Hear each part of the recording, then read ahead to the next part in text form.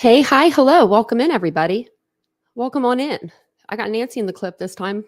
Sort of, sort of, but welcome in. If you're a newbie here, this is your first time.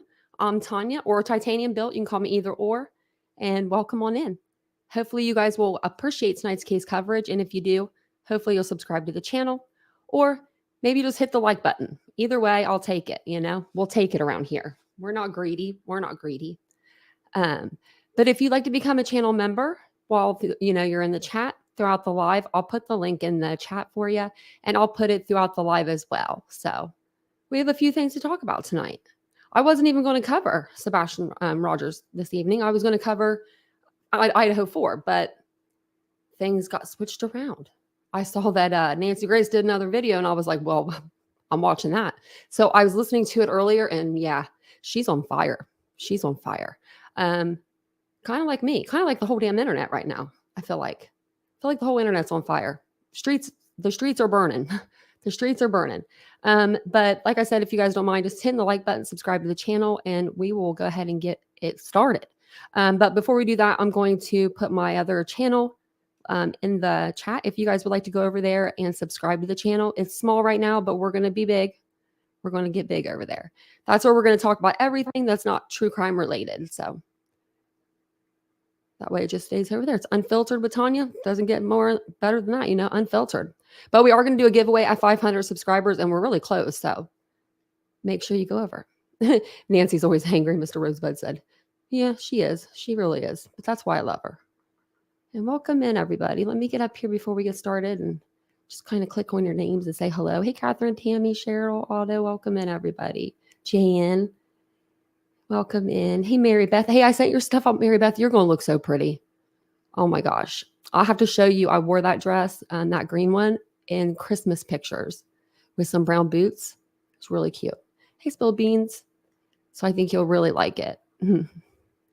Hey, welcome on in. Hey, Tammy. I think I already said hi to Tammy. That's okay. Say hi twice. Hey, DM. Hey, Mike. Welcome in, guys. Hey, CJK. Hey, Citizen Sleuth. I'm like flying through them, so I hope I'm getting everybody. Hey, Teresa. I'm probably missing some people, but that's okay. We're all here. We're all here. Linda, Voodoo. I saw Harley girl or West Virginia Holler girl, and I think I saw Harley girl in here. But let me know. I did. There she is. Okay. Hey, Salty Bliss. Welcome in. Hey, Yankee Kyle. Welcome in, everybody. So it's going to be a good live tonight. Good live. So we have a few things to talk about. I'm going to use my notes. I'm not going to. I say that every time. I'm like, I'm going to use my notes tonight. I don't ever use them. So Sebastian Rogers, he is 15 years old. He went missing on the February 25th, 26th. It was technically, I guess they're thinking after midnight. So it'd have been the 26th. He has been missing ever since then. He does have autism, although he's high functioning. I don't think that I don't think there's a lot that he can't do. I think it's more socially, just like his father, Seth, has put out there, but that's just me. That's just me. But Nancy's fired up tonight. So we're going to watch her. But before we do that, I have a couple things to go over. So the press conference was the last thing that we talked about on this channel with Seth. Or it's not Seth, Sebastian. And now I'm going to be doing that because I've heard other people switching their names today. But Sebastian, the press conference wasn't really much.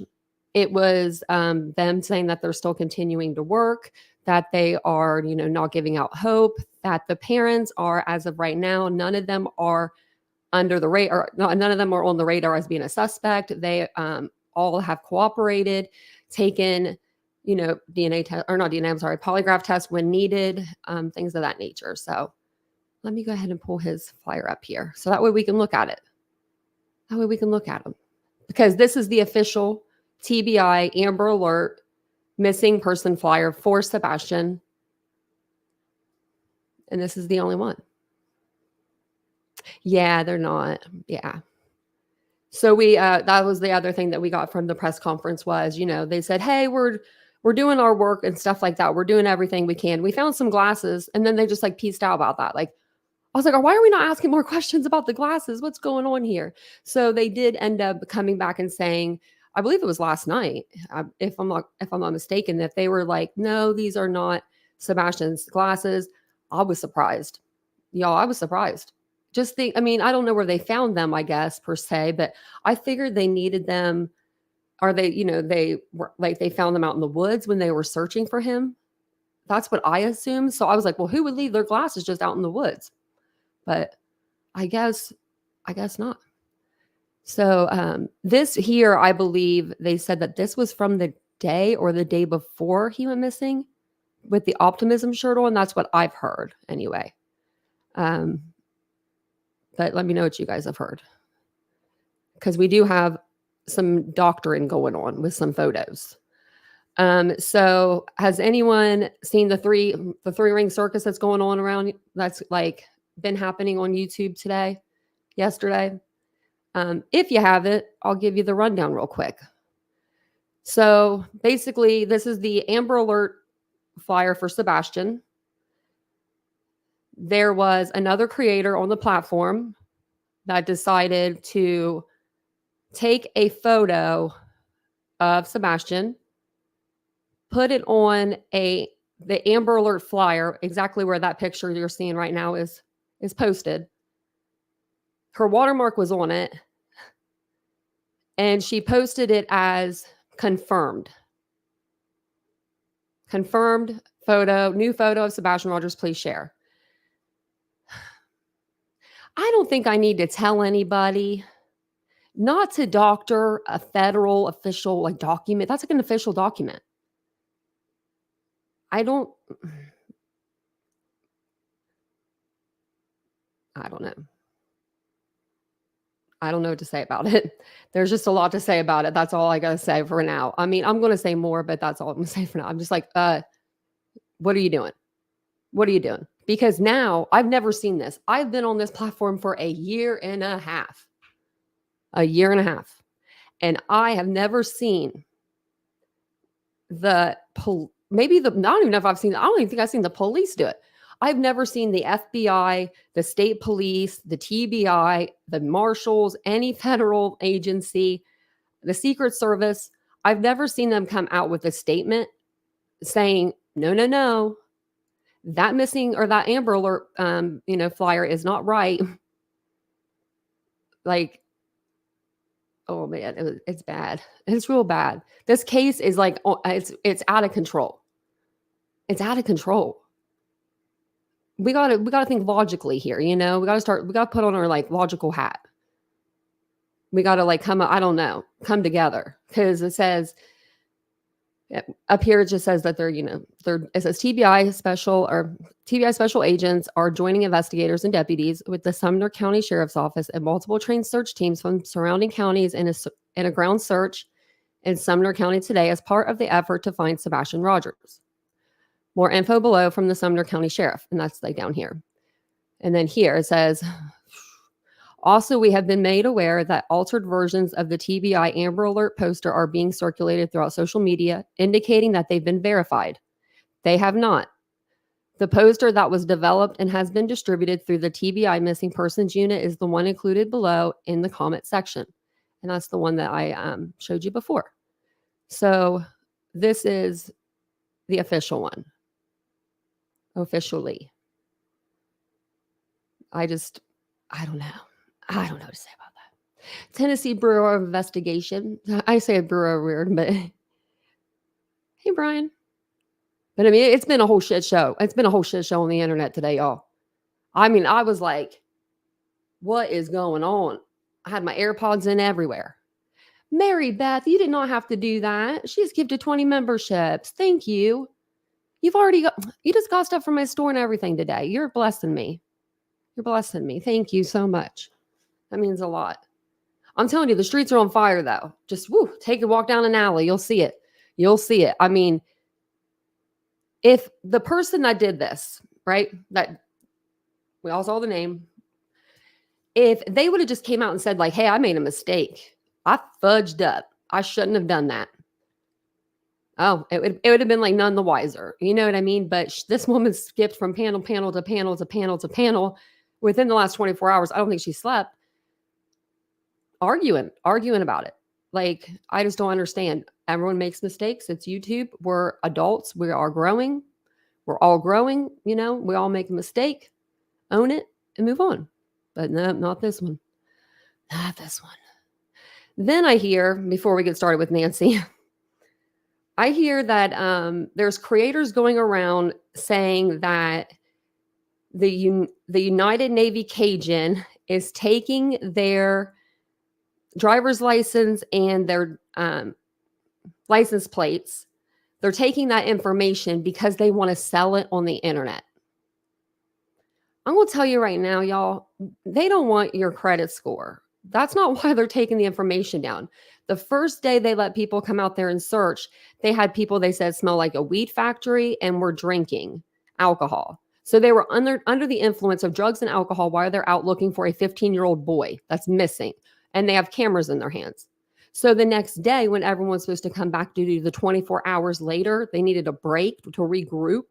That's when they said that they needed that information. Also, if you come across something that you don't want to come across and you freak out and you run or something, I don't know, they're going to know who you are to go and talk to you. But it's just crazy to me. People are saying they're going to sell your information. I'm like, oh my Lord, have mercy. That's just one I can't get with, you know. Nobody, I mean, good luck getting anything with my credit score. Just kidding. I'm really working on it. It's doing good. Don't hurt me. Don't hurt me by taking it. But yeah, I just think I just wanted to put it out there, you know, get it out there. I'm sure I'll be talking about it some more because it's just something that, it gets me in my feels. But yeah, we should all just say, you know, sorry. I'm sorry about that. That's all you can do. That's all you can really do. Cage is not happy. With JLR solo, I know. I saw, I've heard. Oh, thank you so much again, Mary Beth. That's so incredibly kind. That's so nice. You guys are so nice. Oh, look at Teresa. I think we talked about that. Your dog before is so cute. Apparently, stepdaddy's telling Navy he can't take the lie detector. Oh, yep, Frenchie, yep. We're gonna watch that on Nancy here in just a second. Actually, you know, I think that was all I had to say about that stuff. Really, I mean, I don't have too much more to say because I said it all. I mean, I spewed it. If anyone wants to go over to Granny's chat and check out the chat, just you'll see it. You'll see me. I was all up in there. I apologize though. I'm sorry I wilded out in your chat today. I couldn't help it. We're here where we can be normal, loved, and kind. Yeah. And if there's not anybody, you let me know with the firework emojis. They always get my attention. Which Jan always gets my attention too. She knows how to do it. So let's watch some Nancy because, she's on one. She's on one. Let me see here. Videos. Okay. And he did not take a poly. Let me see here.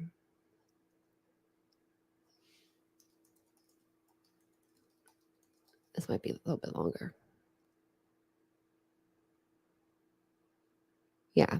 For some reason, it looks like on her actual, like, Nancy Grace page, she just has clips. Like, she has like 2-minute clip, 2-minute clip, and a 55-second clip. Well, I've got 45 minutes or 42 minutes on the podcast. So what we'll do is we'll do the podcast version, obviously. And then I don't know if I have pictures of Sebastian still saved. I think I had to switch them with Riley because like I was switching them out. I had so many. So I'll get some pictures up. That way you're not just looking at the white screen. Like this screen I'll show you. It's kind of boring. And I'd much rather look at Sebastian. But she's going to talk about the new search that's going on for Sebastian. She's going to talk about the glasses that were found, but they're not his. But I think that she's still working to determine if they were his at this point. And it says here initially, Katie Proudfoot reports the autistic teen missing after finding his bed empty in the morning before school. An extensive search began with authorities using helicopters, drones, search and rescue dogs, boats, and teams on foot. Over 1,000 square miles have been covered, including a landfill across state lines. So we'll listen to this and then we'll see what they have to say. I was just reading the bottom. Okay. I'm going to hit play and then I'm going to replay this because it'll just like go back to the beginning. And thank you, Mary Beth. That's so nice. Thank you for gifting out 5 memberships. Everybody's going to be green. Look at all those new subscribers. Some people. Welcome in, everybody. Welcome in. Thank you so much. That's so kind. Wow. I am getting spoiled. I'm getting spoiled over here. And welcome in if I didn't see you. Hey, Ricky Beavers, I saw you. Ricky Beavers in the house. Okay, so I'm gonna go ahead and I'll play Nancy here, and then I'll get some pictures up of Sebastian. That way it's a little bit nicer to look at other than Nancy. And I'll go through the commercials too. We just know the best. Hopefully it ends up in your 2 minutes in sports. Literally, in the last hour, a new search has been launched for missing autistic boy Sebastian Rogers. Why? Why is there a new search recanvassing areas that have already been searched? Could it have anything to do with the fact that Sebastian's glasses may have been found? And right now, controversy swirling about a polygraph. I'm Nancy Grace. This is Crime Stories. Thank you for being with us here at Crime Stories.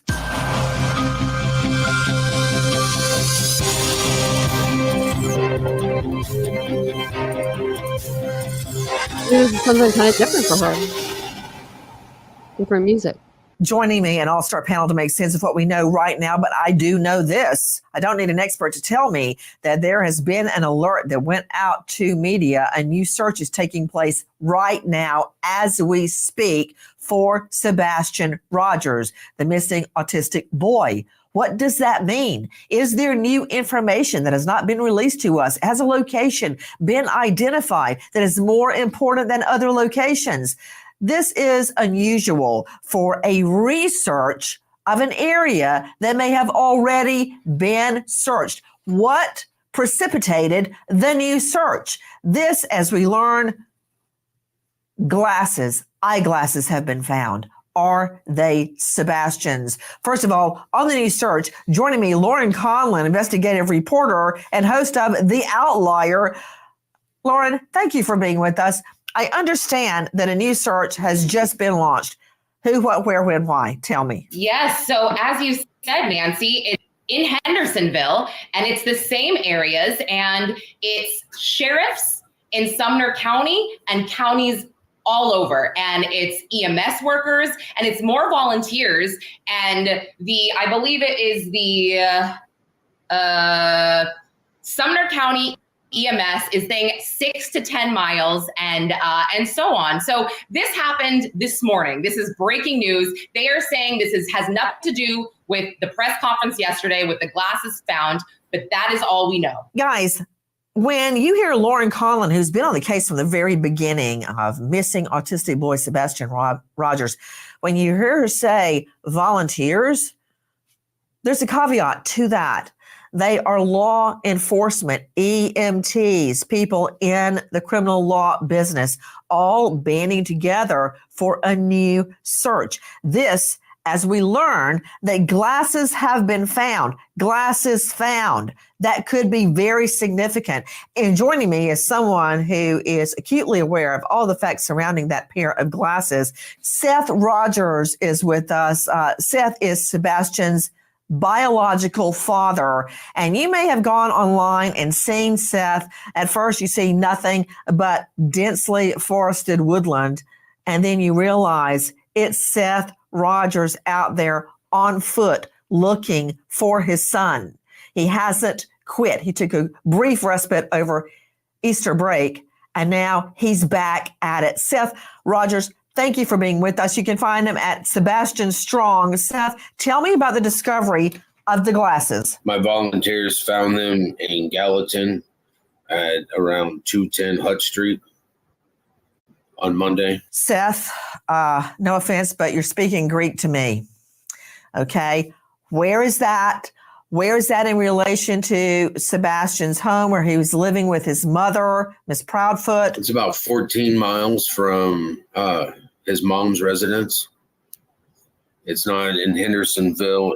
Had he recently gotten new glasses, or am I seeing, Seth Rogers, his actual glasses? They were close enough that I asked the Sumner County to bag and tag them.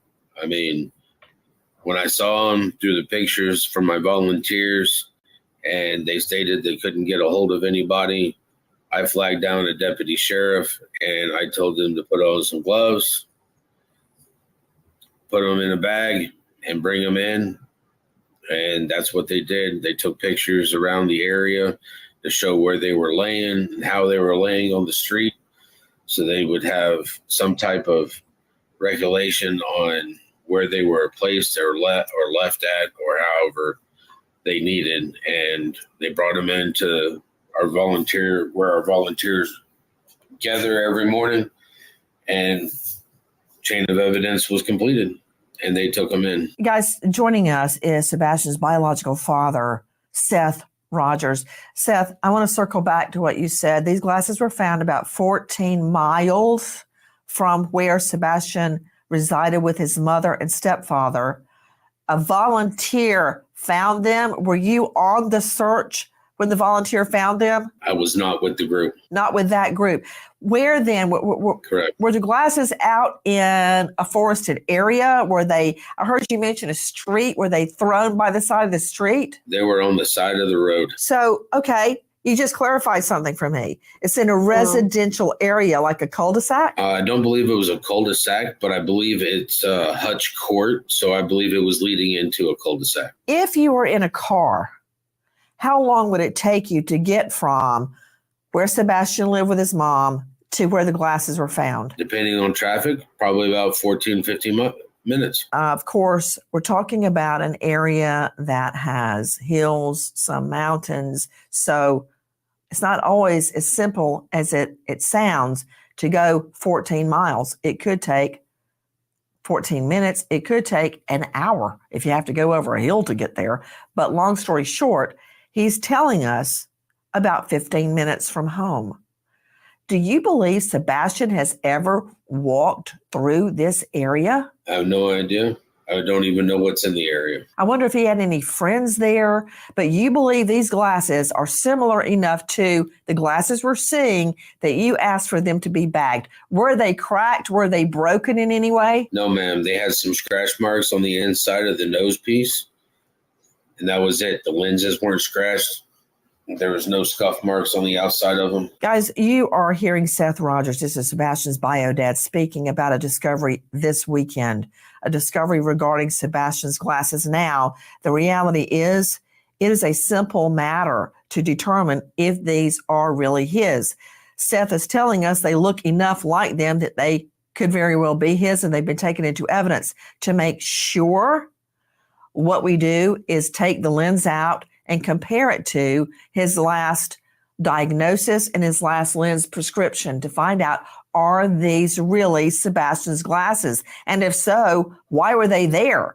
Also, we're going to be looking for prints. We're going to be looking for any DNA at all on these glasses. What, if anything, can they tell us? Back to Lauren Conlon, guys. Right now, as we are speaking, a new search is underway for Sebastian. Lauren Conlon joining us from the Outlier. Lauren, any idea what sparked a new search? I mean, I think people at this point, and obviously Seth Rogers included, are so worried and so concerned, especially after hearing about the glasses. So I personally think this also has to do with the Cajun Navy last week saying, okay, we're going to step back. We're going to regroup. We're not going to stop. And so in turn, I think more people, more organizations stepped up to help. So bottom line, we don't know.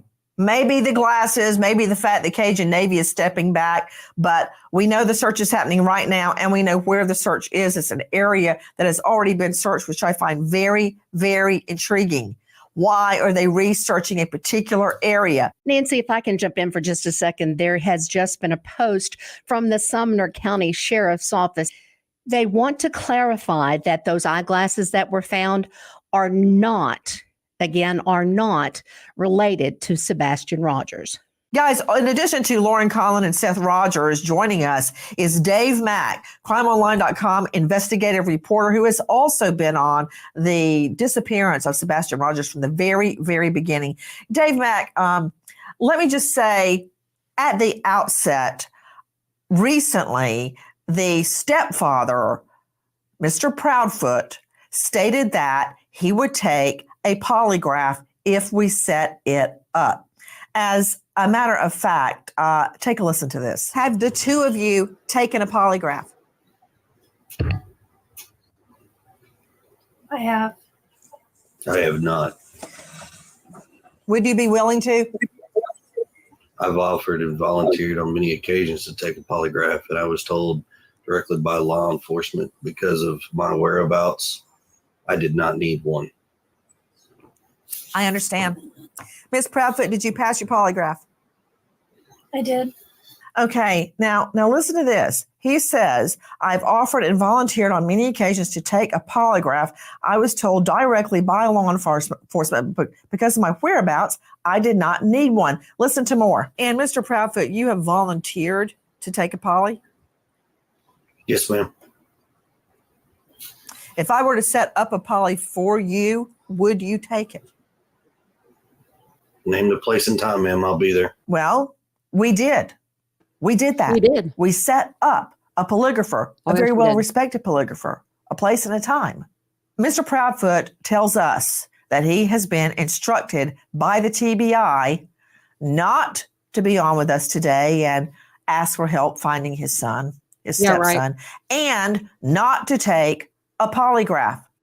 I'm going to call bullshit right now. I'm calling it. I'm calling it. Calling it.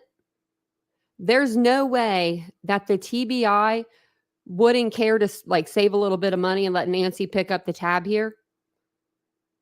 I mean, she's respected. She was a lawyer. It's not like she's going to put out a fake polygraph results. She's not Maury Povich. You are not the father. You know, this isn't Maury. This is Nancy.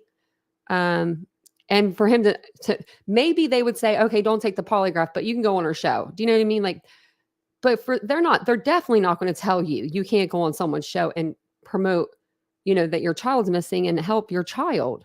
That's just, I mean, hello, Seth is talking to her right now, the bio dad. Like, oh my Lordy, have mercy. Okay, I'm going to go ahead and play this. I'm trying not to pause it too much. You know, I try not to, but sometimes I get fired up. But if you guys don't mind just taking a quick second, hit the like button. And if you are liking the content, don't forget to subscribe to the channel. I've never heard of that.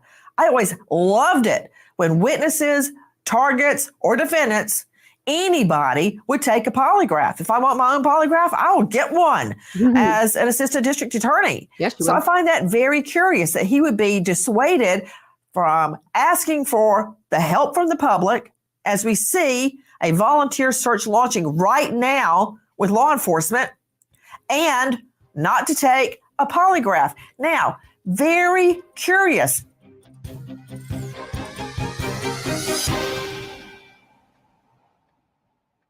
Lucky Land Casino. Hey there. Did you know Crow Stories with Nancy Grace. He's never taken a polygraph before. He would take the... She changed her music. That's what it is.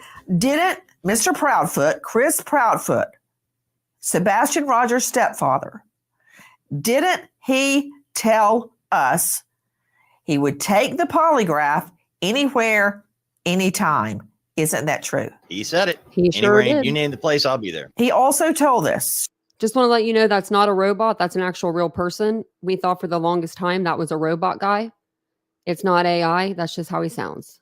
Should I believe him or my lying ears that he has never taken a polygraph before? Didn't he tell us that? That's what he said.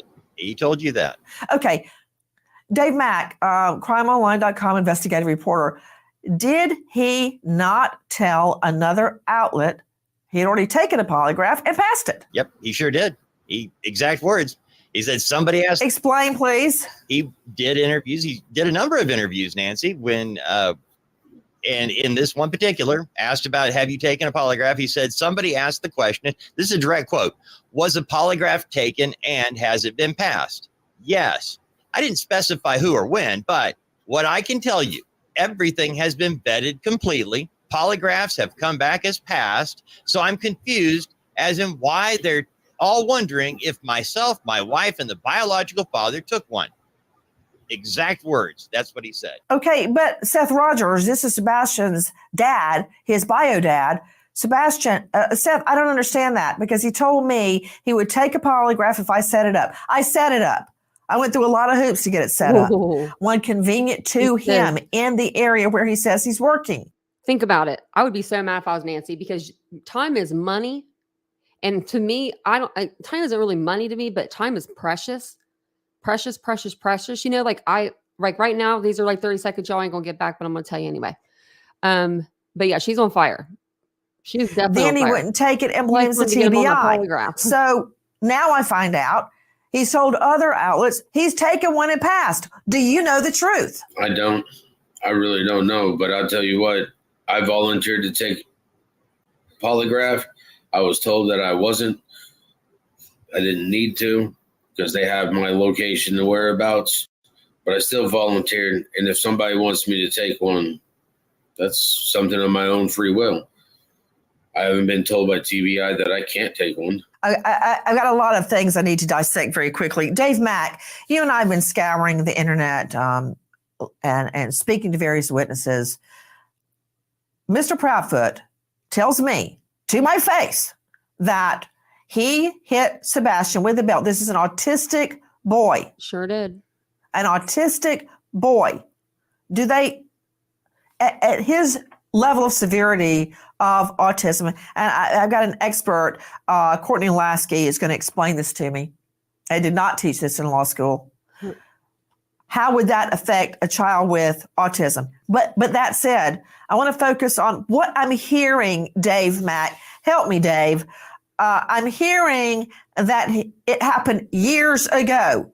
In both of those quotes where you heard Chris Proudfoot speaking, he said several years ago. Then he says, when I press him on that, he says at least 3 years ago. However, he stated a different scenario to a different person. Explain, Dave Mack. He did a YouTube interview, and in that interview, he described the actual belt whack. And, you know, in your interview, he said that the belt whack did not lead to a CPS call. Stop. I asked you about the age of Sebastian when Sebastian was hit with a belt. One thing at a time, brother. The age of Sebastian. He said it was 3 years ago. He said in another interview that the 15-year-old boy was upset. He was in trouble. He said he's 15 and in trouble. He was describing why Sebastian was mad about the punishment, the whack. And he said, 15-year-old boy, punishment. Now, that's not 3 years ago. That's within the last 12 months. That is within the same year that Sebastian goes missing. That is a significant point. And in your interview, Katie agreed with him. She was saying, yeah, at least 3 years. Yes, she did. You're right. You're absolutely right. December. What, Seth? His birthday, December 7th. He just turned 15. Okay. The significance of that is that he had not been 15 that long, according to this, when he got whacked with a belt. So does it matter when he got whacked with a belt? To me, it matters if you're telling two different stories. That's what matters. I've never been hit or hit anyone with a belt. And I remember the last time either one of my children were spanked. It was Lucy because she clobbered John David in the head with a piece of wood. I'm sorry. Why should I be laughing about that? But can you imagine Nancy trying to punish one of her kids? Because, I mean, she talks to the world about them. But she said Lucy tried to hit John David in the head with a piece of wood. I think she gets her temperament from her mom. She turned around and looked at me and went, is that it, basically? Because I was spanking her through a huge diaper. Okay, it didn't work. So that was the last smack.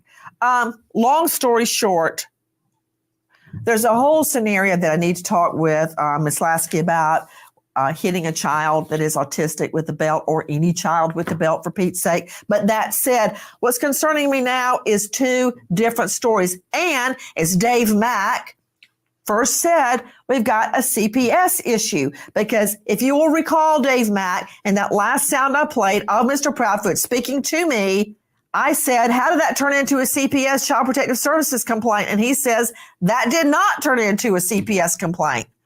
But wait a minute. He's told a different story to a different person. Oh, Tell me, Dave Mack, and make sure you're right. Describing the belt whack, the specific belt whack, hit him one time with the belt. And Chris Proudfoot said, that Sebastian went to school, told a teacher what had happened, and he actually says the school, they're an automatic reporter, and they reported it to CPS.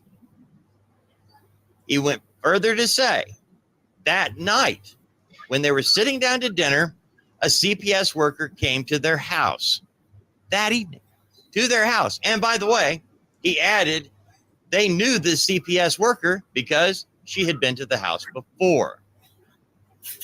He went on to explain heroically how he didn't get in trouble, but that this caseworker allegedly took Sebastian outside and told him, you can't tell lies about people, you'll get in trouble yourself. So the story from Chris Proudfoot in this other version is that he spanked Sebastian. Sebastian went to school and told a teacher. Teacher reported it to CPS. CPS came out to their house that night while they're eating dinner and didn't even want to hear Chris Proudfoot's side of the story. He said, I already know what happened, and took Sebastian outside and talked to him. Okay, let's not get that twisted. We got that twisted. He said, Chris Proudfoot said, the CPS worker came in his house and he said, hey, what's up? Like, hello, like he knew the person. Like he literally said, hey, and he acted like it was a hello, like they knew each other. They had seen each other previously before. So the stories are changing. They're changing like the tide. The boy needed help and there was nobody helping, apparently. Okay, Liz, if you don't mind, could you play 23 for me one more time? Listen to Sebastian's stepfather, Mr. Proudfoot. Was that the first time you had ever hit him with a belt? Yes, ma'am. The one and only time, actually. When was this? Years ago, ma'am. Any idea how many? 3, 10, 1? It probably at least 3 years ago. I don't understand how that turned into a CPS or Child Protective Services complaint. How were they alerted that you hit him with a belt? That did not turn into a CPS service call. As we go to air right now, we are learning a new search is being conducted by LA law enforcement volunteers, apparently recanvassing an area that has already been searched. Why? Why the focus on that one area? Joining me in the last moments, Brian Trasher joining us, VP of the United Cajun Navy. Brian, you and I have been talking a lot is happening. One, you called off the search one day just before the search started. And two, there's a lot of hate going on against the Cajun Navy. I don't get it. You're out there on your own time, volunteering, trying to help find Sebastian or a clue of Sebastian. Somebody is full of a lot of hate for volunteers, which proves no good deed goes unpunished. And I'm hearing, by the way, the same thing, something similar from Seth Rogers, who is Sebastian's bio dad. The searches are being torpedoed. I don't understand it. Number one, Brian Trasher, why has the Cajun Navy pulled out of a search? Well, just to be clear, we gave up or called off leading the public searches. So we're no longer putting out a public call for volunteers and leading searches with volunteers. We did have some volunteers that were threatened despite what so the local PD said in their press conference. We did have some credible threats. We have recordings of telephone threats. We have surveillance video of in-person threats. I know that it was said that there was no police report filed. There was a police report filed about a threat with Metro Nashville PD. It's not clear as to whether those departments share information with each other. But we did provide a copy of that report with your producers just to show that we are telling the truth. Why the hate? I think that there are some people out there who make money off of tragedies. And when volunteer groups come in and try to take over and help, I think it takes away from their potential revenue. And when you mess with people's money, they get mad. I think that's just part of it. I had a conversation with Seth Rogers on Easter Sunday. He has his own theories about why himself and other volunteer groups are being impeded in the search for Sebastian, about why they're receiving so much online hate. I'll let Seth speak for himself and his own experience. Yes, we'll do that. I want to talk to you about you and the Cajun Navy. I heard some of the threats myself, recorded threats. But could you succinctly, in a nutshell, explain what type of threats have been leveled against members of the Cajun Navy who are out trying to find Sebastian? Basically, just a lot of, we're going to run you out of town. We're going to dox you. We're going to tell everybody where your family lives, things like that. But, Nancy, what we've found is that we've run background checks on all the people that have made these threats. They thought they could remain anonymous, and they're all career criminals. They all have rap sheets a mile long. So criminal activity is nothing new to them. So it doesn't surprise us that they would have the gumption to go ahead and make threats like this. But I think what they were mistaken is when they thought there was going to be no retaliation. And when we basically started exposing these people and putting information out there, boy, they really freaked out. So my message to those people making threats, if you'll stop lying about the United Cajun Navy, we'll stop telling the truth about you. Okay. I'm just going to say this real quick. Do you think this is bothering old JLR any? I think he's loving this. I think he's living for it. I don't think this bothers him at all. But I think that's who they're talking about when they say that. I think this is telling that Chris backed out. Yeah. Yes. Very odd, Trev. I agree. I want to see the results of that poly. I would like for them to do a poly now. Maybe we'll get one. Maybe this is the whole thing. Maybe the TBI was like, maybe they did say, you can't take a polygraph there. And they're going to give them one. They're going to give them their own. Be like, okay, well then take one of ours. I don't know. But there's a lot of stuff in here that's just wild. Hey, you know what? I don't really care, Brian, who's lying on who. Those are just words. I care about finding Sebastian, and I care about someone trying to torpedo the search, be it with law enforcement, with the Cajun Navy, with Seth Rogers, the biological father of Sebastian. Seth Rogers, you've told me that someone is also trying to sabotage your search for your own son. What's happening? Somebody doesn't want me to find my son. They have been there's things that have been coming in off the internet that I need to stop searching for him. I've had people following me around since I would say day 9, day 10. People have been following me around. Once I started getting volunteers to help me, they started following around my volunteers, trying to be an intimidative factor. And now I found out that not only that, but they're going back to where we've already flyered, and they're taking the flyers down. Okay, I don't know what to make of this. Brian Trasher is the vice president of the United Cajun Navy. Okay, and there have been many incarnations of the Cajun Navy, but this is what I know. This group is out searching for Sebastian. They called off part of the search because they perceived threats. Now the bio dad, Seth. Really quick, if you don't know about the United Cajun Navy, they're the ones that are looking for Seth. I'm sorry, not Seth. They're going to be looking for him for too long, huh? If he doesn't get all them woods and, get his son back because he's been out there so long. And now I completely just lost my train of thought. Okay, never mind. Just kidding. Let me go back and think about it. But this is what I know. This group is out. That's what it was, the United Cajun Navy. Sorry, guys.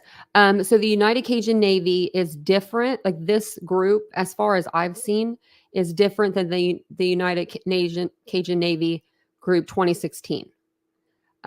This new group, this is the same guy that found Riley Strand just a week or so before. And he made that Facebook page that's on there right now. He made that one 2 days after they found Riley Strand. So I don't know what's up with that, but that's what I've seen.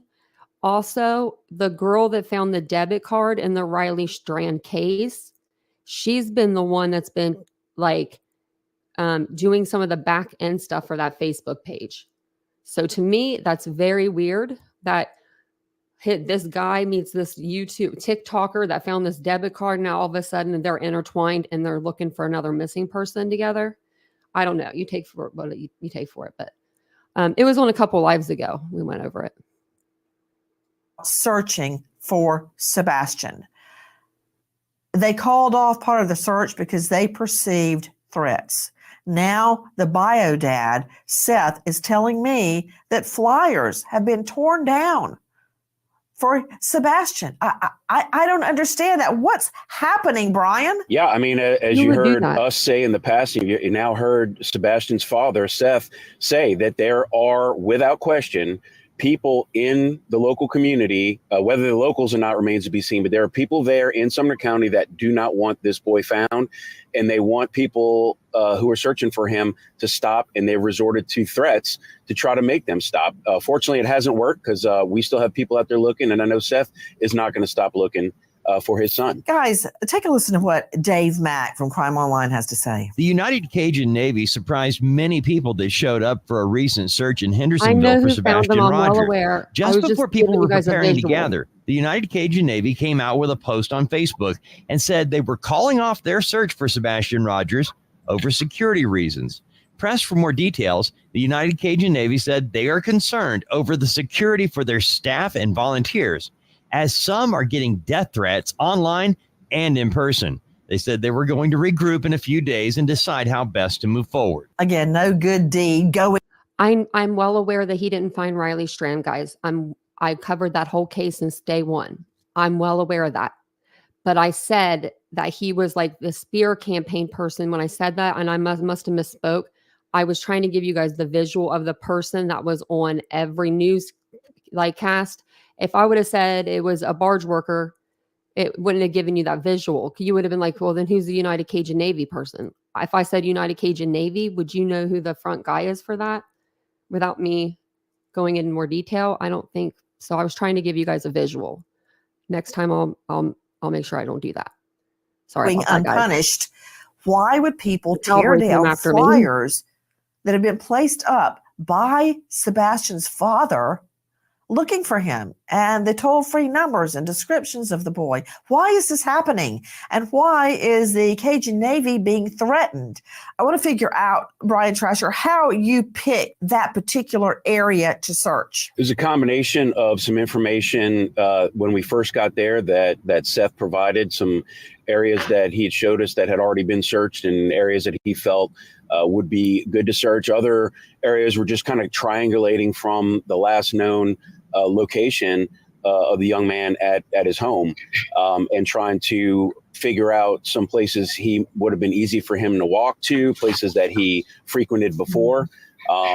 We knew that there were some places that he liked to visit, but from what his mother said, he didn't have a history of wandering off without telling anybody. So we wanted to make sure that we were searching every nook and cranny that we could to find this boy. What can you tell me about that retention pond? There were reports a dog had hit on the retention pond. The pond was drained and nothing was found. Do I have that correct? I don't have any information with regards to that. I know there's been a lot of confusion about when dogs hit and where and things like that. We go with the information that we have at the time. My understanding is that pond was drained and nothing was found there. But Seth might be able to tell you a little bit more about some of the areas that the dogs searched closer to the home and if there were confirmed hits or not. Nancy's new music is freaking me out. And there's all this controversy. Crime Stories with Nancy Grace. That wasn't a commercial there.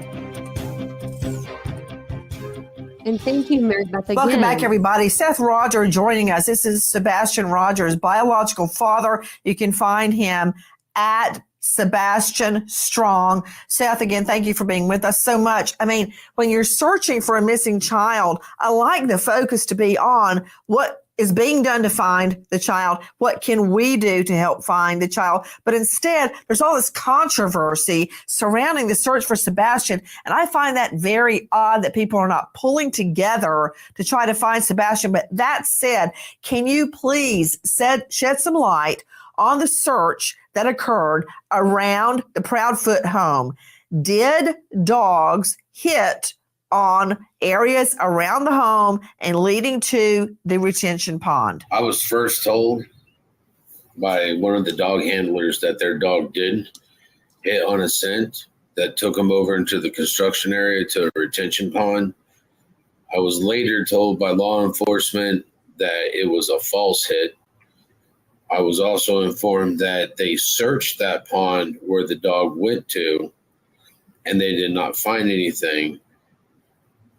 And I was told that they were going to actually go back and drain that retention pond, and they had drained a separate retention pond. So you think they may have already drained 2 ponds? Yes, ma'am. The reason I'm asking, Seth, is because your ex, Ms. Proudfoot, stated that the dog hit and got Sebastian's scent around the home. Now I'm hearing it didn't. Was that hit at the retention pond, the false hit, or was it around their home? I'm being told by law enforcement that the dog hit to the retention pond was a false hit. Do you know of any hit by the dogs around the Proudfoot home at all? Not on the outside. Were there hits on the inside? I believe so. Okay, there should have been. Now, this is my conundrum, Seth. If there are no hits for Sebastian outside the Proudfoot home, that would suggest he did not leave the home. Earlier, I was asking the Proudfoots about their vehicles, what's their make, model, and year, to determine if there was a navigation system in those vehicles that could tell me if the vehicles left the home that night. That's what I was getting at. I don't know the answer to that yet, but I believe that there were. You're telling me you were not told of any canine hit around the home. Is that correct? Yes, ma'am. That's critical. Joining me, Dr. Sherry Schwartz, forensic psychologist who specializes in forensic psychology, capital mitigation, and victim advocacy at panthermitigation.com. Dr. Sherry, this search for Sebastian, if he is alive, he could still be saved. But it is degrading into a lot of infighting amongst searchers. I don't understand that. I don't understand it either. And I certainly am no expert in these kinds of searches, but it doesn't seem to me that I've ever heard of anything so vitriolic in the behavior of people searching to find a missing teenager. One of the things that seems to be happening is there seems to be maybe a little bit of territory, protecting their territory type thing, wanting maybe to be the organization.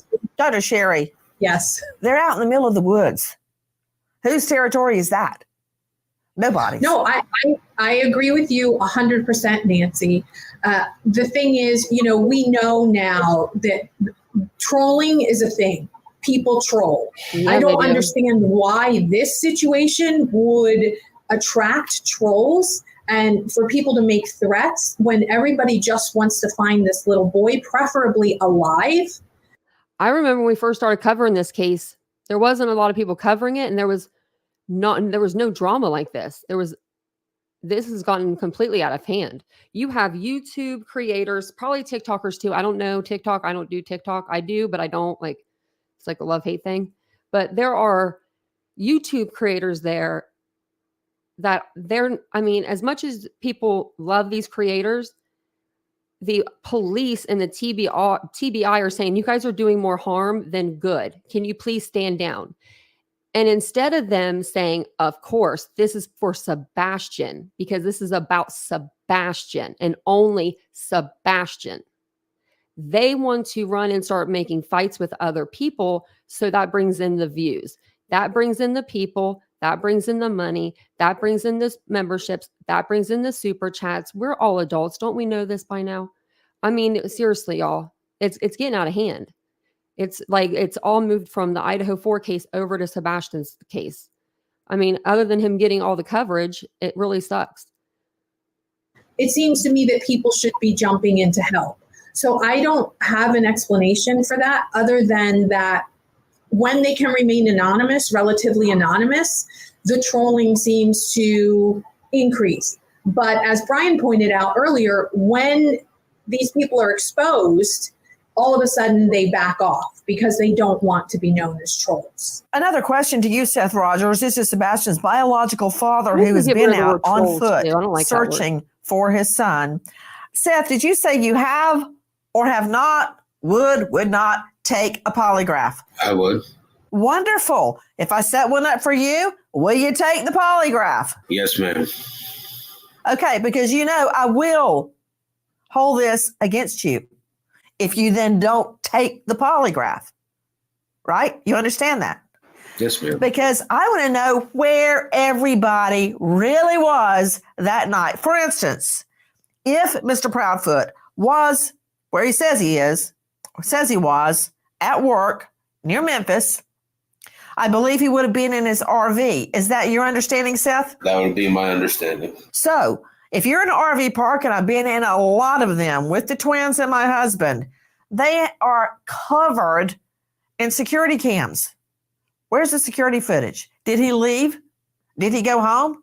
I don't know. Has his RV been seized? Has it been processed? This does not mean at all that he had anything to do with Sebastian's disappearance. This is part of a thorough investigation. That's all I'm saying. Question, did Sebastian know how to swim? Yes, ma'am. My son was like a fish. Interesting, like a fish. Before he could walk. Okay, good to know. We've had a lot of questions about that. I have a question for Seth. Please jump in. And remember, guys, we're not having high tea at Windsor Castle. I don't know how many times I got to tell you this. We're not with Charles and Camilla. So jump in. You're hearing Lauren Conlon. Go ahead, Lauren. Yes, Seth. So we've heard law enforcement state many times that all the parents are cooperating.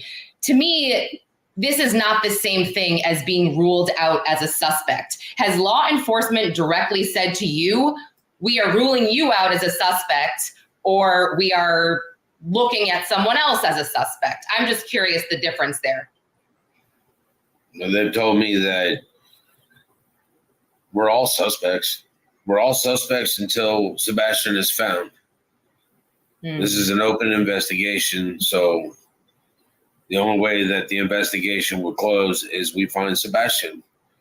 And that's my purpose. Right. And in terms of the last time I was on this panel, and we did ask Chris Proudfoot about the United Cajun Navy, his words exactly were, when they were at a restaurant and Katie was on the phone, he said, quote, "My wife was on the phone with the Cajun Navy, and that's how they were brought in." Did you happen to hear him say that? I remember. I've heard that he said that. I remember.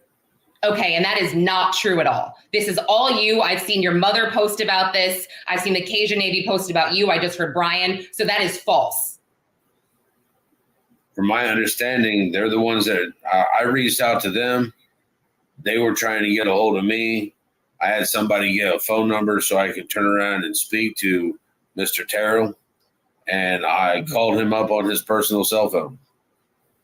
That's Todd. Okay, got it. And then the last thing was that everybody wants to know the picture with Sebastian without the glasses. You asked for that to be photoshopped so people could see what he looked like without glasses, just in case those are possibly his. That is correct. Yes, ma'am. Joining me right now, a special guest, Courtney Lasky, board certified behavior analyst, autism expert, chief clinical officer with Little Starts Therapy Service. Courtney, thank you for being with us. I understand, and of course, Seth, correct me if I'm wrong, that Sebastian suffered 6q27 chromosomal deletion disorder. What is that, and how would that affect him being lost right now? Yeah, so anytime we have a chromosomal deletion syndrome, we can think of it as an umbrella term. Our chromosomes act as codes in our behavior, the way we develop.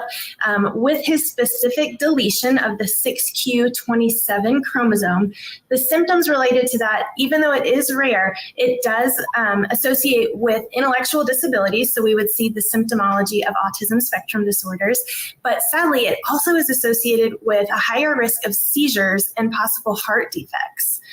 It's very, very worrisome that Sebastian might have those symptoms and be gone for so long without medical care. How would that affect him now if he is out there and if he's still alive and lost? Yes. Anytime we have that intellectual disability, symptoms related to autism, we know that those social skills, our communication, which not only is our expressive language, but it's also our receptive, what we're understanding, how we're processing the environment around us.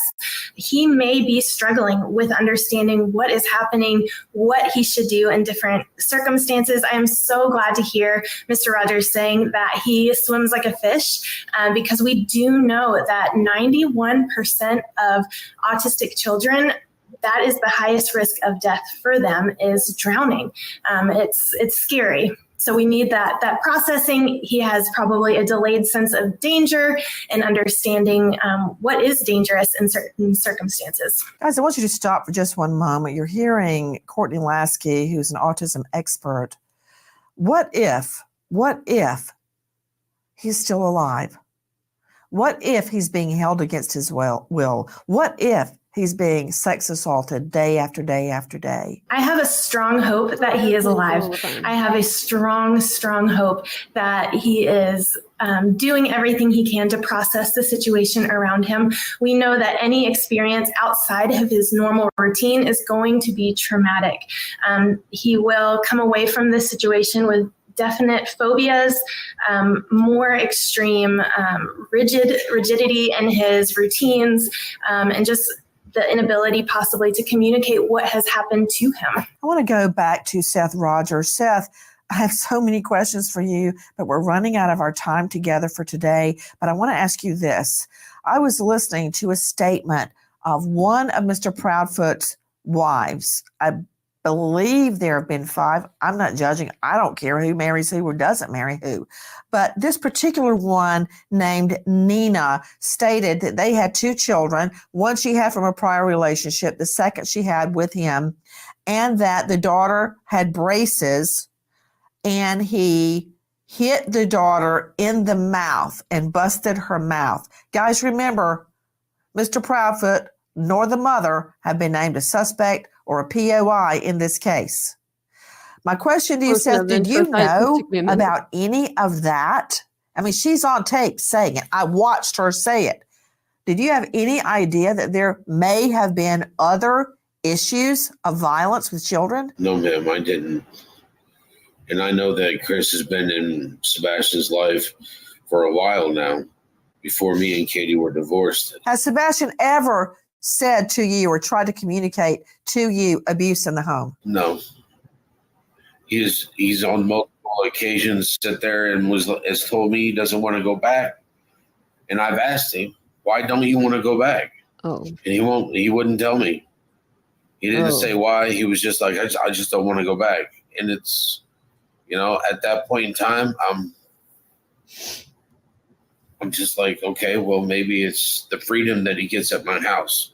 And he's a teenager. Right. And now I'm finding out a lot of this stuff. And I wish he had told me. Guys, won't you help us find Sebastian? It could have been 1-800-TBI find 1-800-824-3463. Let's pause now and remember an American hero, Jonathan Diller, just 31 years old, shot during a routine traffic stop, New York, from a long line of law enforcement, and Jonathan, a recent father, leaving behind his beautiful wife, Stephanie, and 1-year-old baby boy, Ryan. Jonathan Diller. This is the second American hero. I want to thank all of our Oh my good God. That's the second officer. We heard of one last night because I didn't plan on doing 2 Nancy live streams, but here we are. But last night she must be a new thing she's going to do at the end of her podcast, I guess. Just say an officer that's been killed in the line of duty. That's so sad. Like 2 young guys, because the first guy yesterday, he was very young. He had 2 boys. He was a very handsome guy. I don't know if you guys remember seeing that at the end of the video of Nancy, but that's really sad. That's terrible. We live in a really bad world right now. We really do. We really, really do. We have this kid that's out here, that needs our help.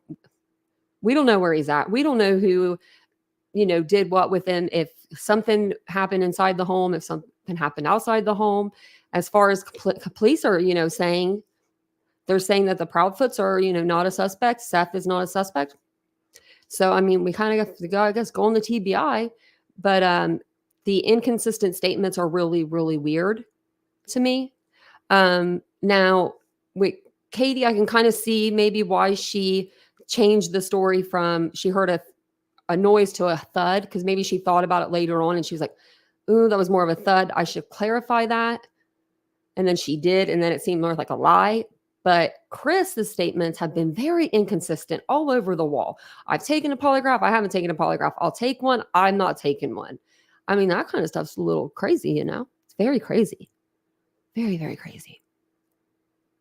Riley's mom put it best hugs your baby. Yeah, best hug your baby. Yep. Yes. Oh, and she, mind of monsters. When she said that, I'm glad my camera was off that day. Because I was like, oh my Lord. I was surprised she could even speak. I was very surprised that she could even get out a word. For Deputy Doggy. Oh God, I couldn't do that solo. Not the dogs. No, not no. They when the canine dogs go, oh no, it breaks my heart. It breaks my any dog, but that really breaks my heart when they do like the last little things for them. Because they're part of the force. Girl, I was ugly crying. Really? I couldn't watch. I wouldn't be able to. Oh no, I can't. I would. As soon as I put it on, I would cry. I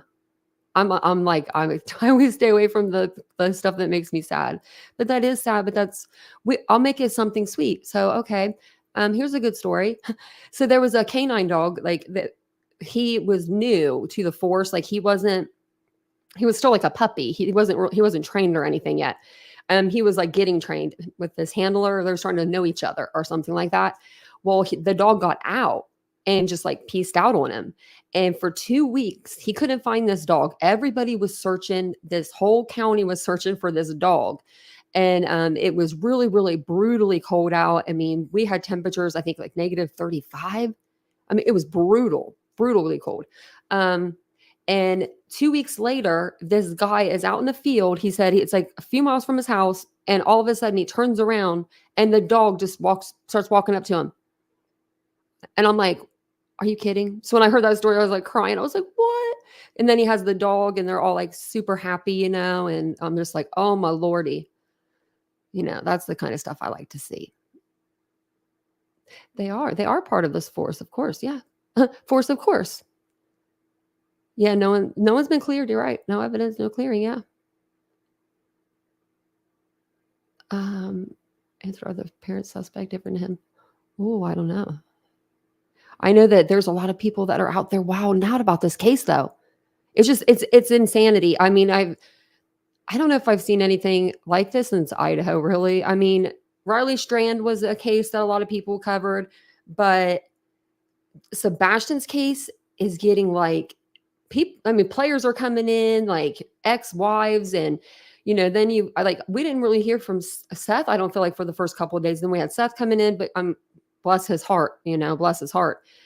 But it's just like, we're just, I don't know. All these people are coming in, and then the inconsistent statements, and then the creators that are getting involved. It's like, I mean, it's a headache and a half. But I think I got it all down because I've been watching. I normally just don't watch, but woo, y'all, I was all over them streets today. I said, here I am again. I was at Target even listening. I was at the pharmacy. Pharmacy lady was like, what's your birthday? And I'm like, I said it really low. She's like, huh? I was like, oh. Thank you for Officer Jonathan Diller. Yes. That's so sad. oh man, I would be terrified if I was married to an officer every time they walked out the door, especially when you have young kids. Oh my Lordy. You know, like that's a very hard job. They don't get paid enough, in my opinion, for what they do. I mean, they come to you like during your worst time. And, you know, they're empathetic for, you know, most cops are empathetic. They do good. But then you have some of those bad ones. But for the most part, I think that people can be, I think we're all capable of being good people. We just got to do it. You know, we just got to do it. That's all. It's not hard. So tired of children going missing. Voodoo, me too. We've covered so many missing kids on this channel since December. So we started doing missing Mondays in December. And because we had like 5 Mondays that December. So we started doing missing children. And ever since then, we haven't stopped. It started on Mondays and then it just extended. It seems like we started Sebastian's case. Terry Dean asked me if I would look into it. And then Preston Lord's case, Jan asked me if I would look into it. And I'm like, let me see, of course. And then here we are. Here we are now. I like it when you guys ask me though, because then, you know, gives me an idea of what to go on, if something new. Because, you know, I like doing all the high profile cases, but if you know me, I'll take a smaller case. I don't mind.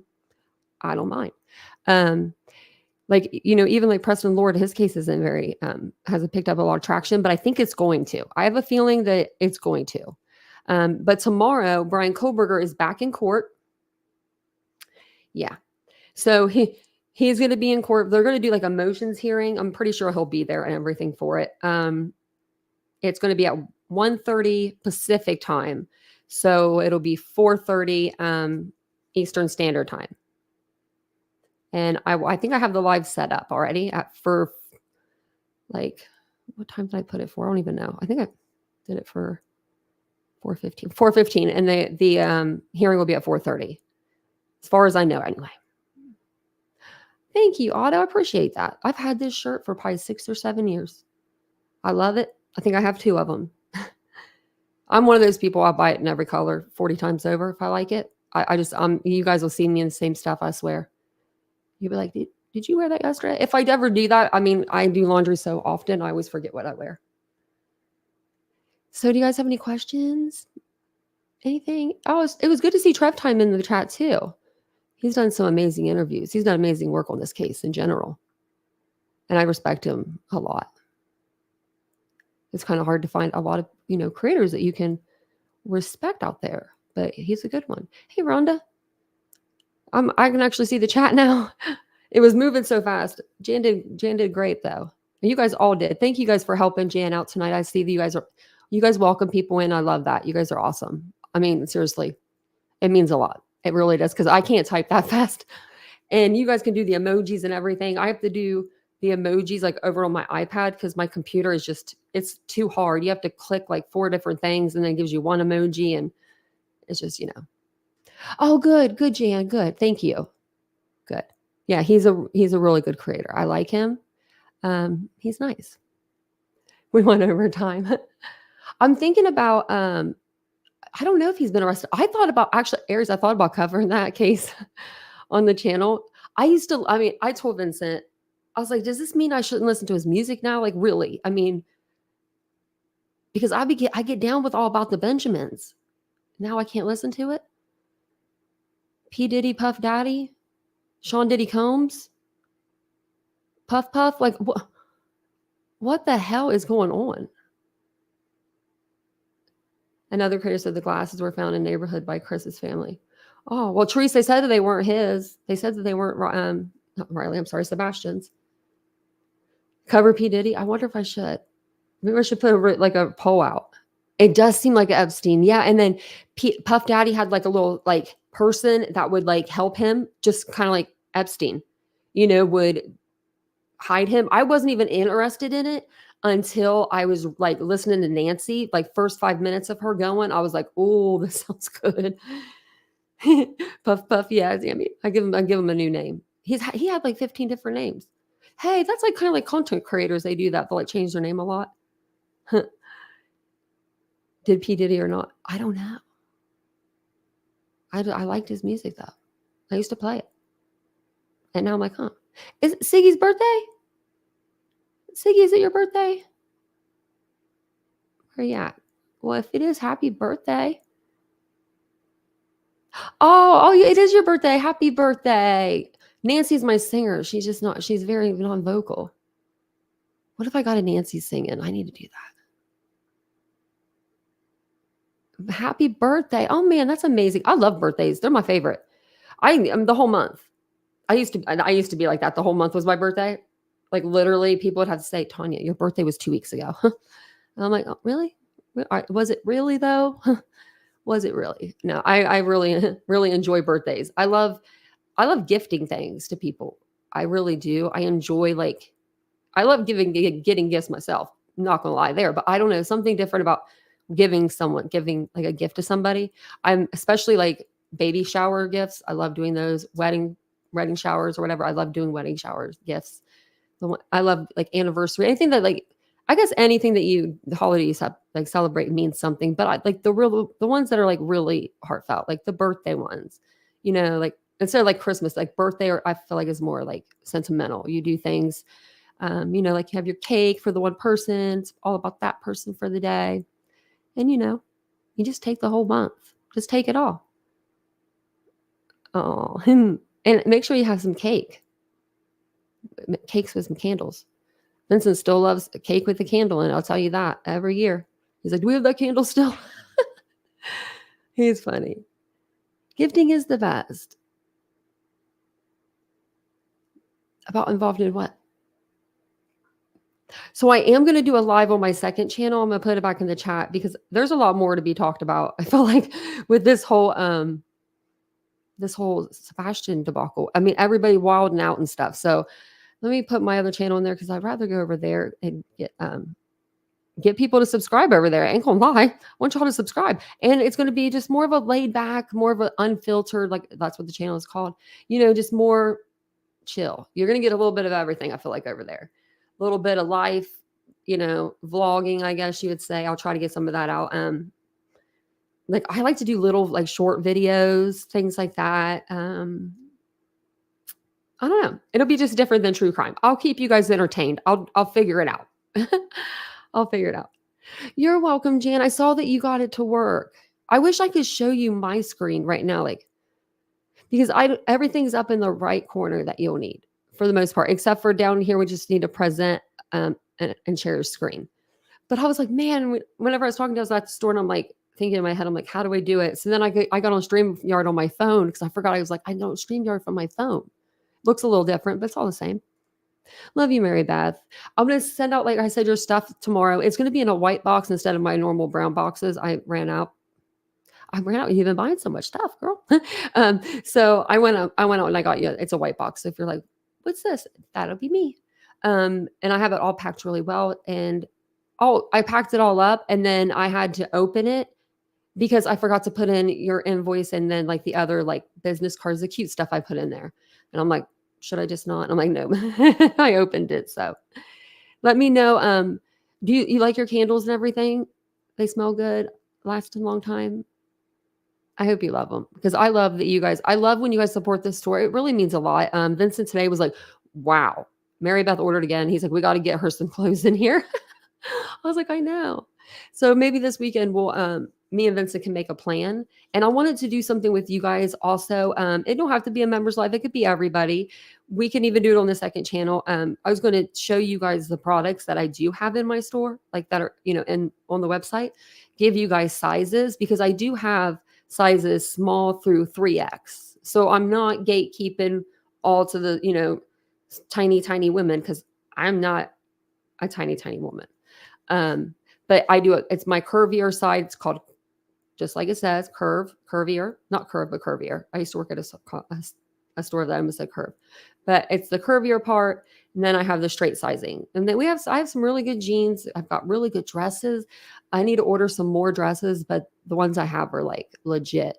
You still loving your candles? Good. I'm really about to put some out there on my candle warmer. Oh, good. I really enjoyed your site. Oh, thank you. Good night, Debbie. The only problem with the theory that Sebastian ran away was he had no shoes on. Yeah, no sign of him leaving the house. Yes. Yeah, absolutely, Queen Olive. Oh, what time is it? 10:39. Wow, we did this pretty quick, didn't we? Yeah, do it, Voodoo. It's a cute little store. I put it together all by myself. I did all of that. Like, Vincent was like, "You did all this?" Like, he's like, "You know how to do this? Like SEO stuff, like copy and like do the, it was very weird. It was all technical stuff I've never seen, numbers and stuff, letters I've never seen." And I'm like, yeah, it was pretty self-explanatory. I thought, so I do pretty well. And also on YouTube, this is cool. Okay. So on YouTube, I can insert, like, how there's ads on YouTube, there's just ads. They're going to be there. They just are. But if I can set it up to where my ad runs. So it's my store. So when you see like an ad come up, it'll be like my store will come up. How cool is that? I think that's really cool. Because I own an actual physical business. I have my business license up there. So I have an LLC. So, I'm just a business owner and a YouTube creator on the side. More of you. I don't know. I do them both, but I love creating for you guys. It's my favorite. Even sometimes if I come on here and I'm just like, I don't know what I'm doing for the first few minutes. I usually don't know what I'm doing through the whole live, but we get there. And you guys are always so great. And there wasn't a troll. It wasn't really a troll in the chat earlier. Otto and Aries says, you guys are amazing. You guys are my army. All of you are. Aries and Otto, I love that. No, it was whenever I said, and I misspoke. I said the Cajun Navy found Riley, but I meant like the guy that's the front man for the Cajun Navy. He was trying to say like he was the one that found him, and so I was trying to give you a visual, but I said it bad. And there was a bunch of people in the chat. They're like, no, a barge worker found him. No, a worker found him. A worker found him. And it was like, the whole chat. It wasn't, I was like, I'm sorry. I was like, y'all, man. I was like, y'all. But I love that. If I get something wrong, let me know. I love that. Because I swear sometimes I'll be doing something crazy. I'll be reading, nothing will be on the screen, and you all won't even let me know because you guys are all too kind. You guys are all too kind. But that's what I love about this chat. But thank you guys all for being here tonight. I thought that this would be a video, like Nancy would put out a video on YouTube, but she only put out those small clips. So if you guys want to rewatch, you can either rewatch through the stream. I will link it in the description below. I didn't do that today, and I normally do because I was waiting on the video. And then if not, you can always go over to Apple Podcast.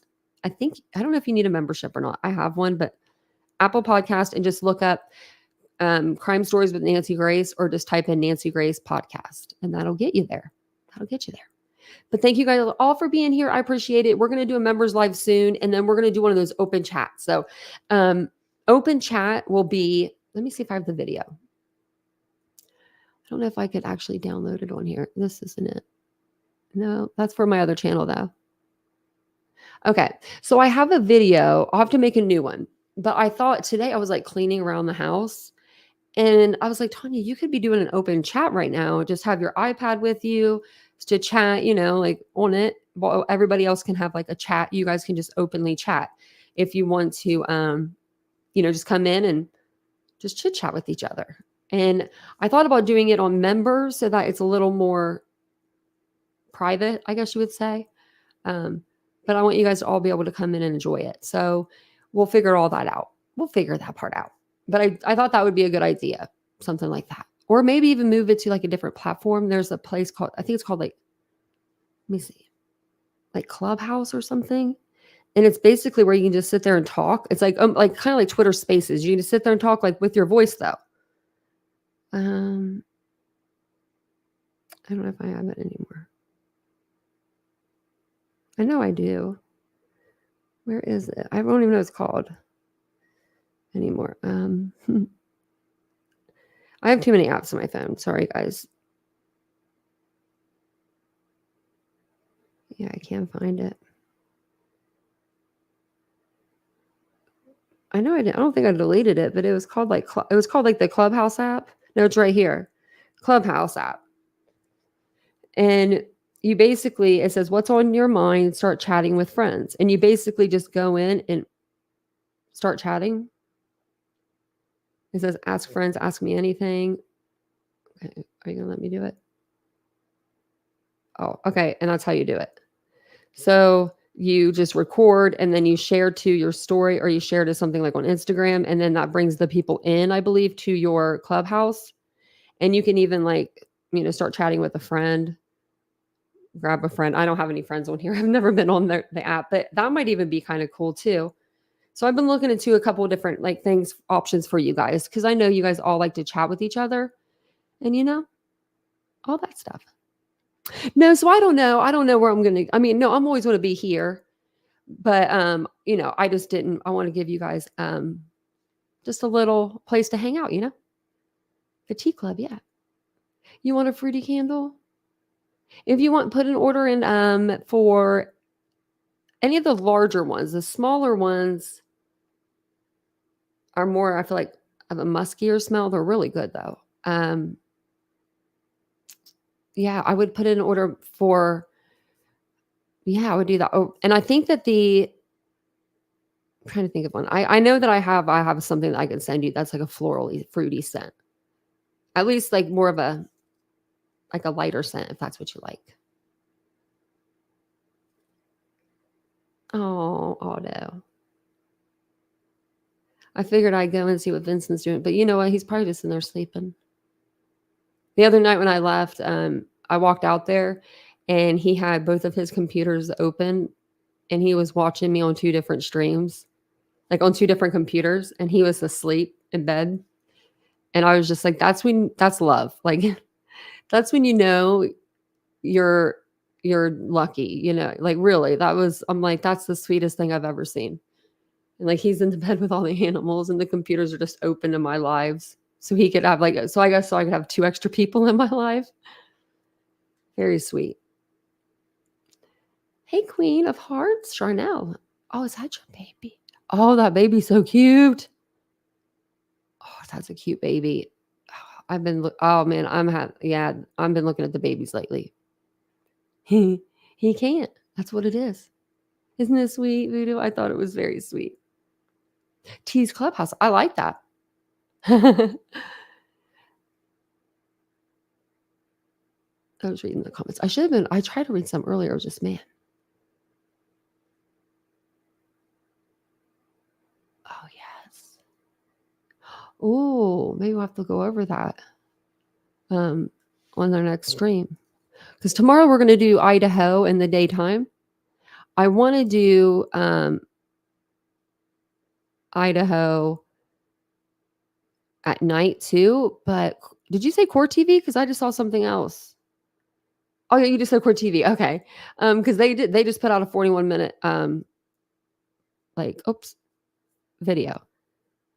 Let me open this in another tab. That way and then maybe we can do this even tomorrow during the day, or we'll do it tomorrow night and then do Idaho the next night. We'll figure it out, because I have the podcast on, is it a video? No, it's a video of Fox Nation, the Idaho. It's like a 3-part series. We started the first part, so I was going to do the second part and read over court documents. But since tomorrow is court, we're going to come in a little bit early. I'm going to give you the gist of the court documents.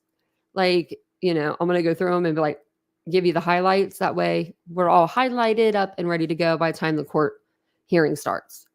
So hopefully everybody's ready for tomorrow. It's going to be at 4:30, so you might as well have a cocktail ready, because you're probably going to walk away mad, or you're going to hear Jay Logston for 30 minutes talk about the Revolutionary War, or, back in the 1800s, because that's where he goes. Or Anne saying, oh, I'm going to take it somewhere higher. Oh, okay. Can I get another hearing for that? So yes, Ziggy, the Idaho 4. Yep. That's tomorrow at 4:30 or 4:15. That's amazing, Cat's Life. That's awesome. Well, Mary Beth, thank you for keeping up on them likes. Jan, you did an awesome job. Yes, congrats. That's awesome. You're feeling better. Mm-hmm. Sweetly Morbid Bear. I like that name. You guys come up with some of the like coolest names.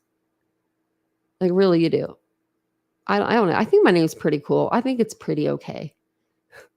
It's not really a true crime name. Like, and I could have put like, even right now, I could have like changed it and put, TitaniumBuilt true crime, but I don't want to change it. I don't like to change things. Unless they're, if something's broken with it, then I could change it, but I don't like changing stuff. Well, thanks, Doodlebug. I appreciate it. We had a big chat tonight. It was fun. I like it when the more people that come in, it gives me more energy. I'm an extrovert in that aspect. But I'm very introverted when it comes when it's quiet, if that makes sense. Even though it's quiet, I'm the only one talking, physically talking. It just, I don't know. It's just different. Just different. Oh, Janet. I was struggling for a bit, but I'm strong. Well, if you need any help, let me know and I'll get you some. Because, Vincent's supposed to be the silent watcher, but sometimes my silent watcher falls asleep. But if I ever needed him, he would. But you guys are all here. Yeah. And I love that. Like literally, I know if something happens and you see like troll and Jan can't get to it or something, I don't want to call him a troll. Like just people that are, just making unwarranted way out of pocket, comments. Just if you see it, just let me know and we'll take care of it.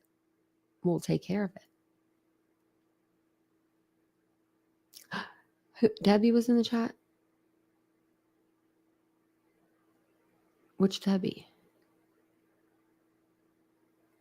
I'm like, which Debbie? Because I didn't see a lot of the comments. Change of venue motion. Yeah, I think so. Oh, Mary Beth, no, you're amazing. I really appreciate it.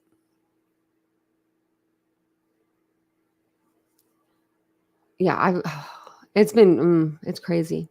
Hi from Canada. Oh my gosh. Welcome in. Marlene. Every time I see the name like Dyke, if that's how you say it, like D-Y-C-K, like that, like I think of Dick Van Dyke, the show. It's like a 50s, 60s sitcom. Maybe no, it's actually more than that, like maybe 50s, 60s. But I always think of that. Dick Van Dyke. I thought that guy was so handsome. And I was like younger when I watched like Nick at Night or whatever it was, where they'd have like the older shows. But yeah, Dick Van Dyke was one of them. And he was on the same show, but it was another show, but it was the same guy. I can't remember that one. But yeah, that's what I always think of when I see that.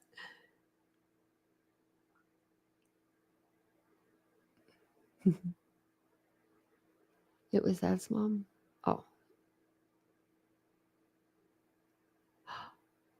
Oh, she was in the chat? Oh.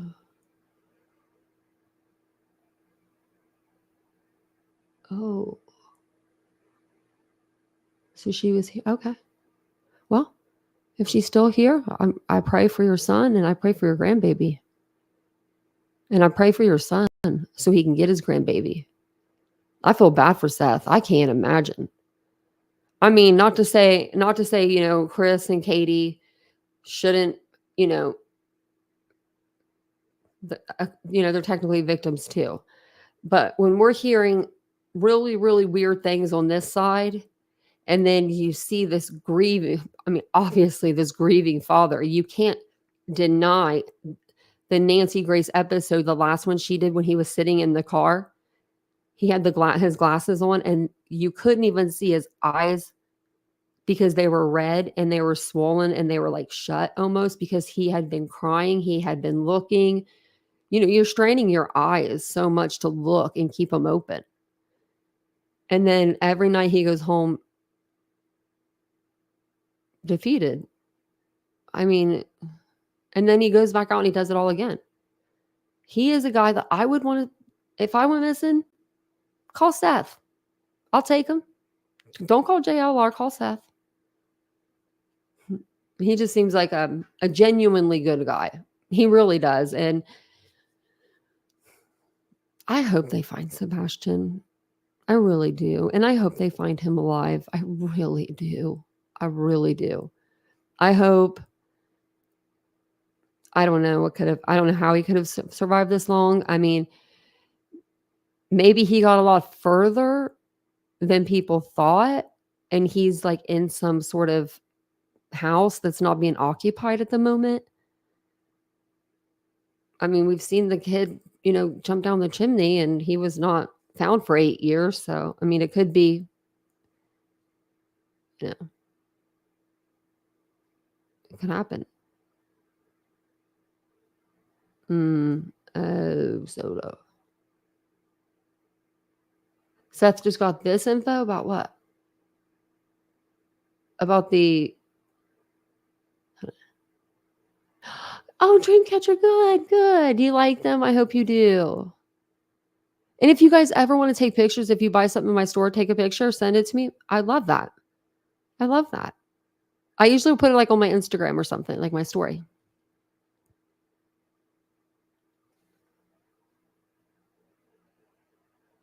Oh, he was on Terry Lynn's live. See, I haven't watched that. I just don't, it's so much stuff.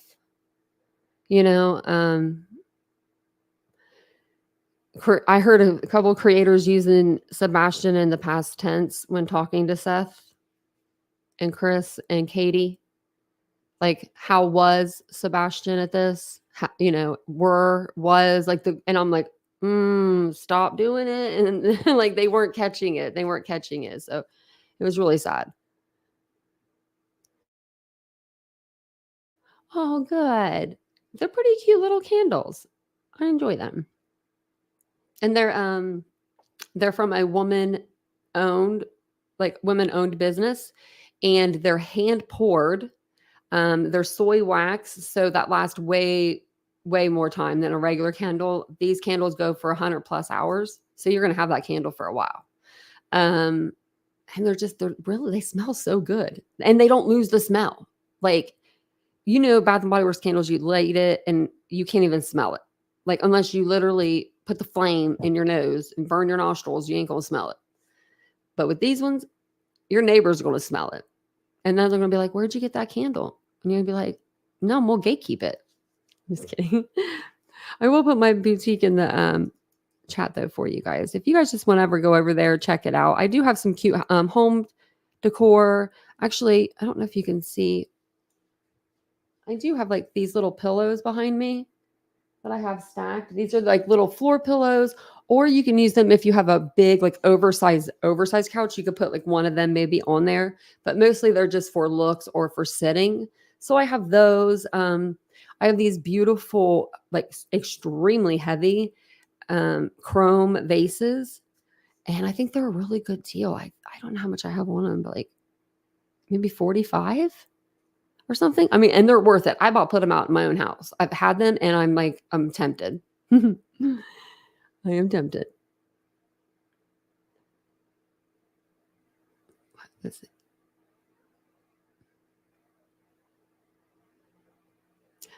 Oh, we'll have to get you another one, Jan. Oh, yeah. Okay, Solo. Where are you at, Solo? Oh, and Justice for All, Justin said Seth just got this info. Yeah, which info? Like the info from, because I mean, Seth knew about the Nancy thing because he was on there. Did he just get the info about, and I think he got the info about the TBI flyer.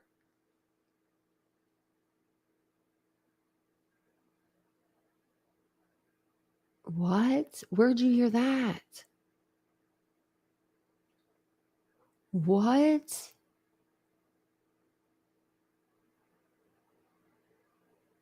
Wow. 13-year-old essay on 8-year-olds. Wow.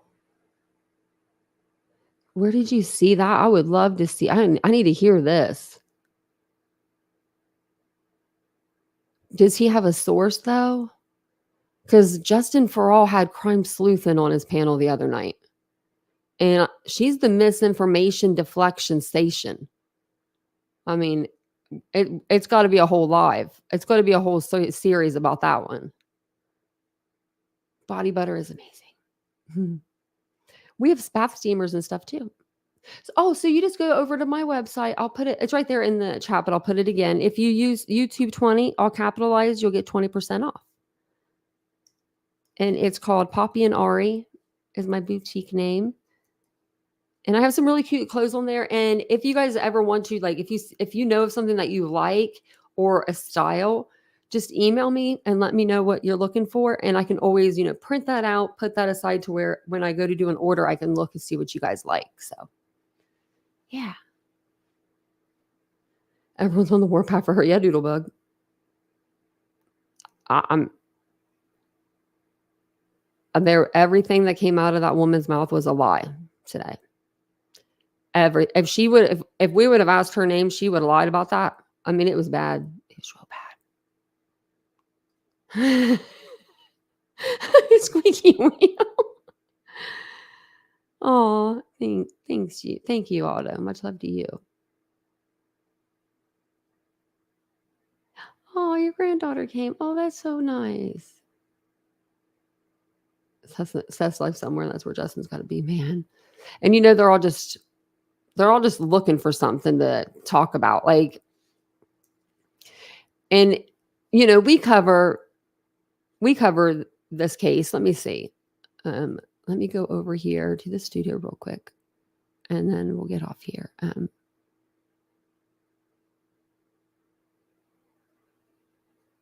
Go to lives. So we did Sebastian's case yesterday, Riley. Then we did Sebastian the day before that, Preston Lord, Caleb Harris and Sebastian. Sebastian, Idaho 4, Riley Strand, Sebastian, Ruby Frank, Brian Kohlberger. And those are and then Madeline Soto. Like, those are pretty much the cases that are in the, high profiles right now. But we cover a lot of different cases. Elijah Vu. Yeah. So, yeah, I'll have to go over and check that out. I want to clutch them pearls. I don't think so. I don't think that's the same person, Doodlebug. This is Justice for All or Justin for All. We do mix it up.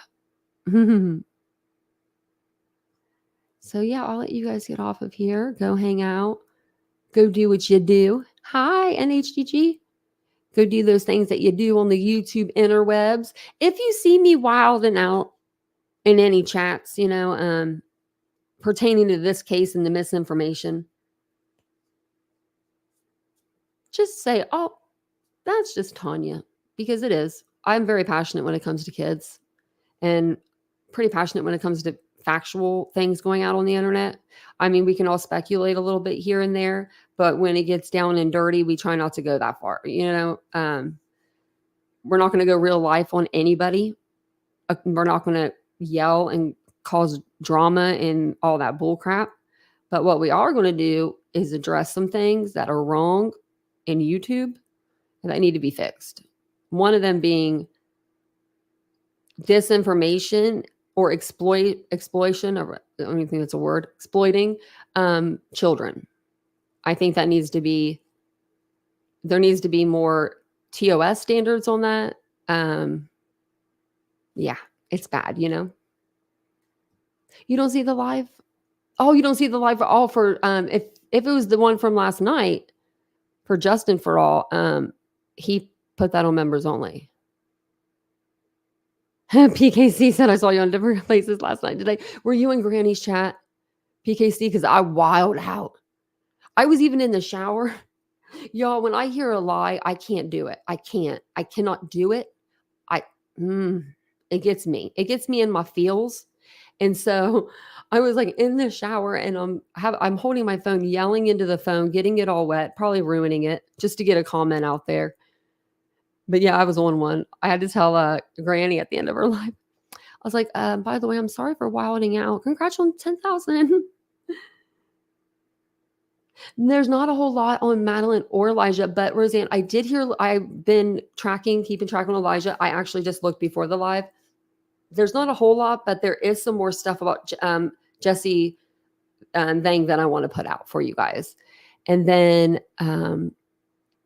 Preston Lord, I did try to get hold of the police station for all their records. I'm still waiting to hear back. So I have that pulled up too. And then tomorrow will be Brian Koberger. I'll see if there's anything else. I don't remember what channel it was watching, but she's trying to say Sebastian's dad looks guilty, and I called her for channel as soon as I got on. It's bad right now, y'all. I mean, it's like, it's almost sickening. Like, it really is. We all come to this platform, like, whether you are wanting to admit it or not admit it, we all come to this platform to, be successful. We want to be successful. There's a way to gain subs off of the backs of a complete tragedy, and they will exploit that tragedy. You will never see them do another live on another case. It will just be that one case for months on end. And it'll be exploiting.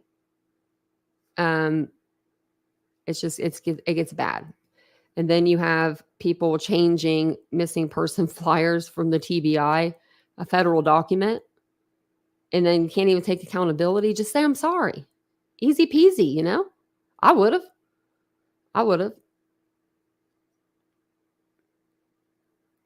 Thanks, Jan. Yeah, because I looked everywhere. I couldn't find it. So I put in my own FOIA request. I just haven't heard back from them. Let me see, actually, before I get off here with you guys, because once I do, I'll just go in the next room. Okay. Well, I'm on the wrong one. Okay. And then I was talking to Mary Beth last time, so I got to go back. I don't see anything. I'm going to call him because I know that I put it in, right? And I don't see it.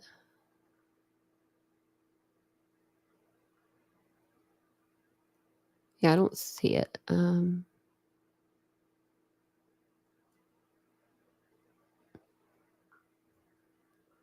Nope. Oh, wait.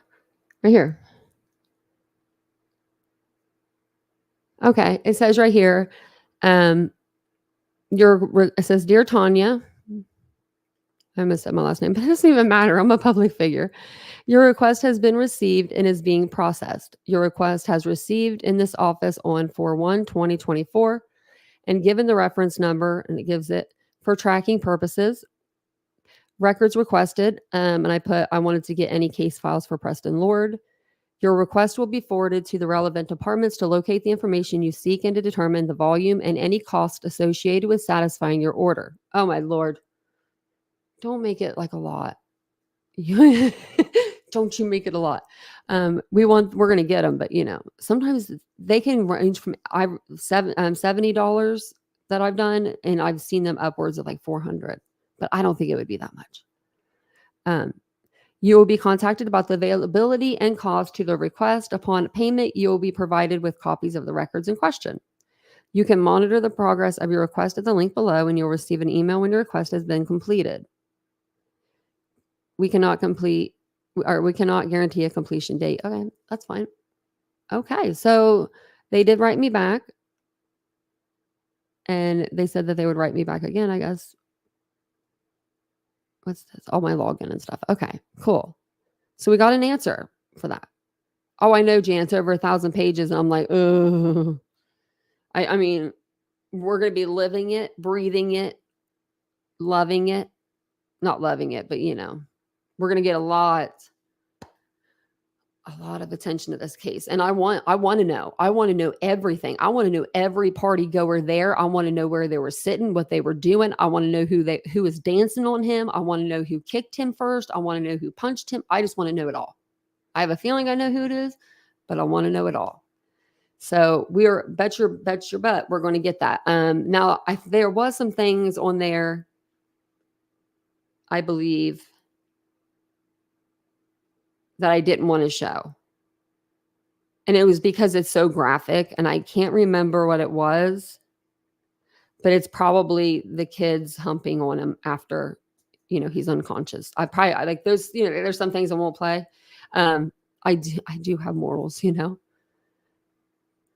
but yeah, that's what I did. I got all the body cams too. So what I requested was all visual, video, body cams, pictures, everything. The guy driving barely missed a kid. Yeah. Wow. Denton, Texas 5-year-old. My dad went to Denton.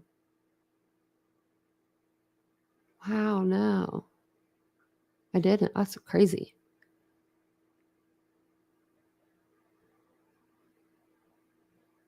I didn't even know who's covered Preston's case. I don't even know of a lot of people covering Preston's case.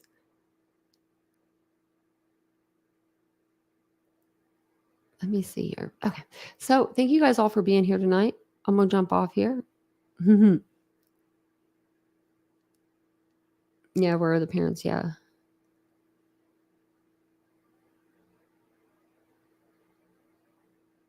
And to fix the need of a life. She was saying that some kids were getting hit off the highway or something.